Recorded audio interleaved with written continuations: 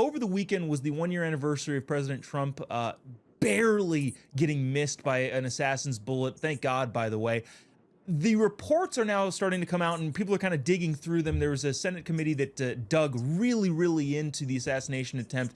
And what they found is kind of shocking. Amber, the New York Post editorial board had a profile basically that said, well, it was kind of incompetence, which is very scary to me as a taxpayer who kind of assumes that, okay, well, the Secret Service, the FBI, they've got things locked down, and sure, sometimes things can happen, but this kind of seemed, okay, well, they can't tell the local police department to do something that the local police department doesn't want to do. The local police department said it's too hot to cover that roof. They had just, and I'm not sure how new this information is, but they'd mentioned they just found out, or they'd just gotten counter snipers for this one rally, and if they didn't, holy cow, who knows what would happen.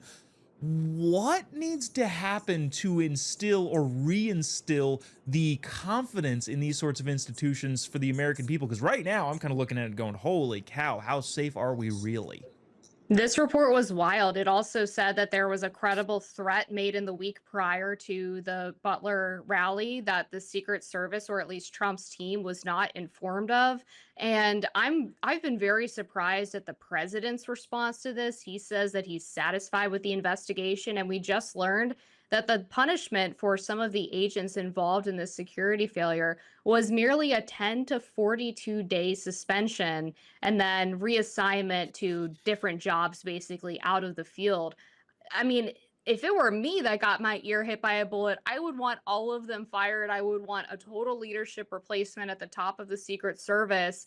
And yet these people effectively got away with a slap on the wrist. It's very disturbing, but in line with what we've seen from our intelligence agencies, whether it's the FBI missing school shooter after school shooter, despite numerous people reporting those people as potential threats before these incidents, or whether it's the Larry Nassar F up or the Epstein plea deal. I mean, this just seems like a long trend of a lack of mission focus, really, from the people who are supposed to keep us safe.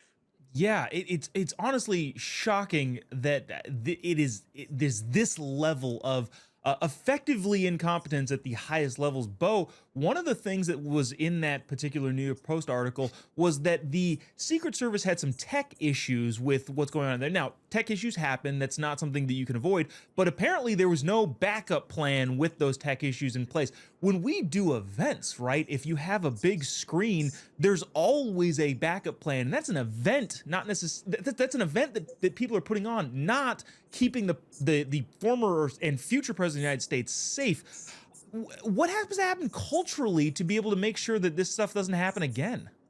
I don't know, try listening to like 30 people saying, the sniper's right there. He's right there on that roof. Like, I love how they say it's a tech issue. First, it was a sloped roof issue. Now it's a tech issue. And they keep forgetting that it's a them issue. And that's the part that I think rubs the American people the wrong way. Just take some acceptance. Realize you guys messed up and hold those that are accountable for it.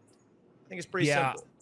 Yeah, no, that is unfortunately something you literally never see in politics. Actually, you're seeing it increasingly, but from people who are being disingenuous about trying to be more genuine, which is ironic in and of itself, but that's a different conversation for a different time.